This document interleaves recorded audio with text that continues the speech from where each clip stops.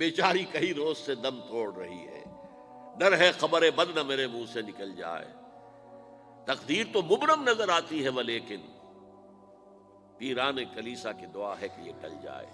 تو پہلی بات میری ختم ہوئی، عالمی نظام خلافت دنیا کی تقدیر مبرم ہے، ہو کر رہے گی، اس میں کسی صاحب ایمان کو کوئی شک، کوئی شبہ، کوئی ریب نہیں ہونا چاہیے۔ البتہ اس کا اب دوسرا پہلو کیا ہے، اس کا آغاز کہاں سے ہوگا؟ پہلی بات تو یہ، ہمارے بعض لوگوں کے ذہنوں میں، سادہ دل لوگ وہ سمجھتے ہیں کہ پوری دنیا میں ایک ہی دفعہ آ جانی چاہیے۔ یہ کوئی علاقائی خلافت تو نہیں ہو سکتی، خلافت تو عالمی ہوتی ہے۔ ان سے میں کہتا ہوں عالمی خلافت کب تھی جناب؟ یہ تو نہ خلافت راشدہ میں عالمی تھی، کیا ہندوستان شامل تھا اس میں؟ کیا چین شامل تھا؟ کیا یورپ شامل تھا؟ اور پھر جو خلافت کے نام سے جو ملوکیت چلی ہے، وہ بھی صرف آپ دور بنو امیہ میں کہہ سکتے ہیں کہ وہ پورا عالم اسلام کم سے کم اس کے تحت تھا۔ بعد میں خلافت عباس، بنو عباس میں، اور فاطمیین کی خلافت میں، اور آل عثمان جو ہیں آٹومان ٹرکس کی خلافت میں ٹکڑے تھے، حصے بکھرے تھے، کوئی مانتا تھا، کوئی نہیں مانتا تھا۔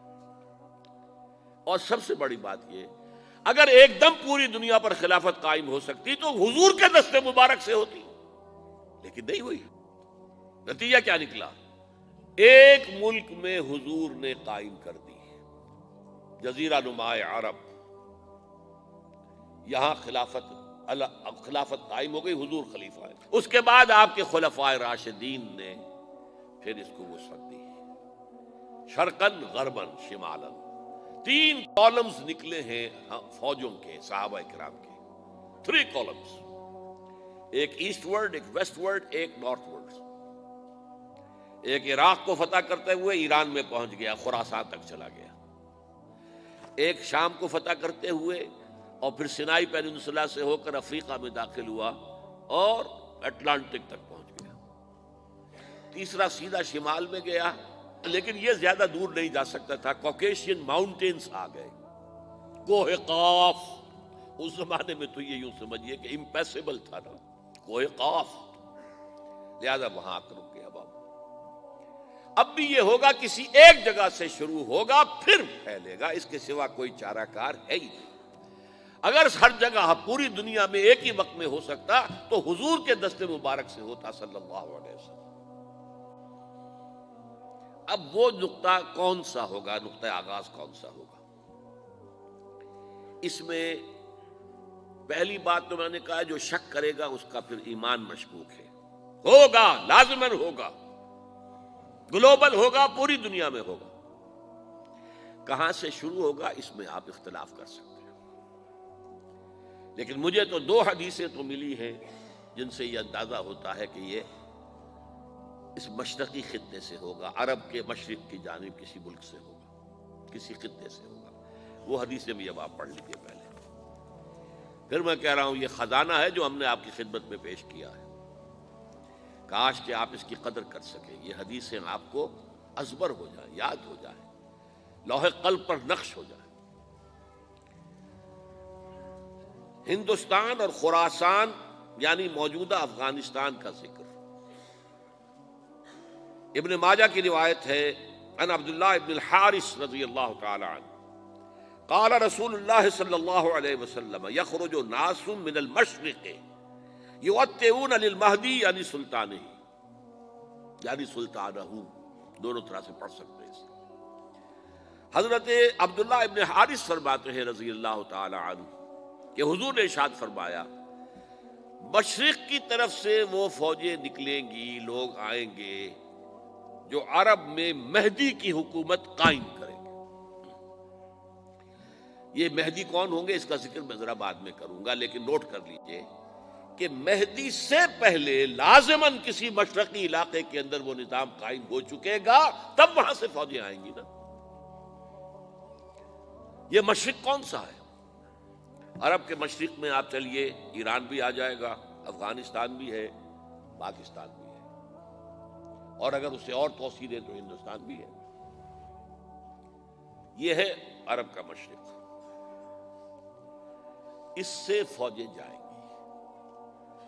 اس کا کیا مطلب ہے کہ اس میں سے کسی جگہ پر نظام خلافت پہلے قائم ہو جائے گا، تاکہ وہاں سے فوجیں جائیں گی جو جزیرہ نما عرب میں حضرت مہدی کی حکومت کو قائم کریں گی۔ اب دوسری حدیث سنیے، یہ سنن ابن ماجہ کی حدیث تھی جو میں نے آپ کو سنائی، آپ نے پڑھی۔ دوسری، عن ابی ہریرہ رضی اللہ تعالی عنہ،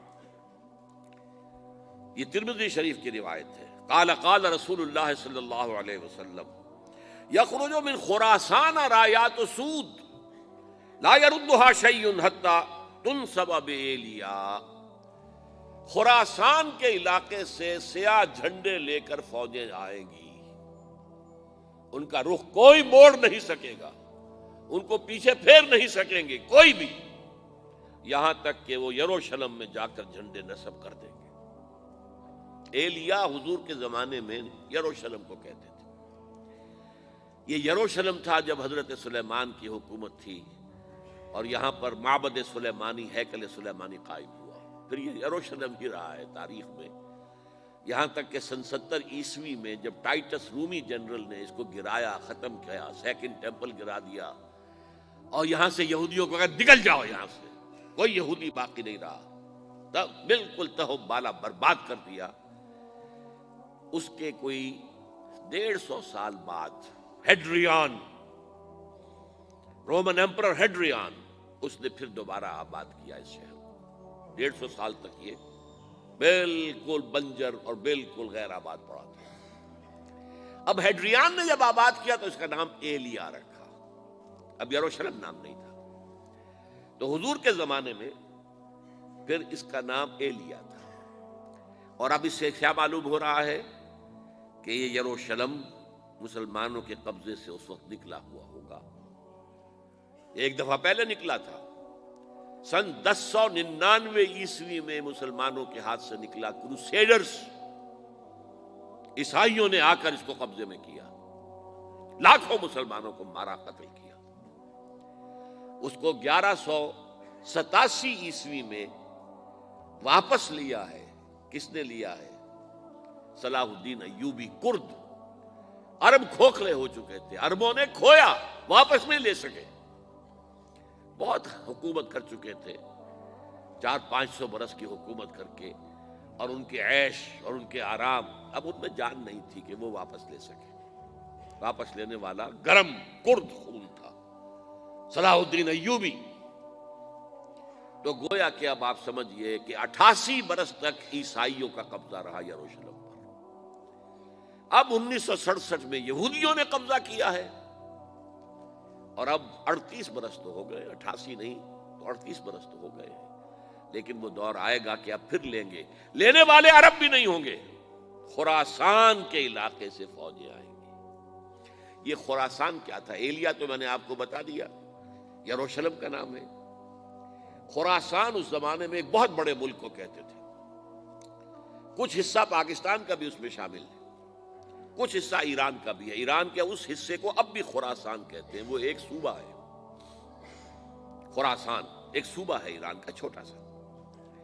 پاکستان میں خاص طور پر یہ جو علاقہ مالا کنڈ ایجنسی کہلاتی ہے، اس سے اوپر جتنا علاقہ ہے، اور یہ جو واخان کی ایک پٹی آتی ہے اوپر، واخان افغانستان کی ایک پٹی سی دم سی چلی آتی ہے جو جا کر چائنا کی سرحد سے مل جاتی ہے، یہاں سے لے کے یہاں تک یہ جو مالا کنڈ کا وہ درہ ہے اور پہاڑ ہے، یہ بھی خراسان کا حصہ ہے۔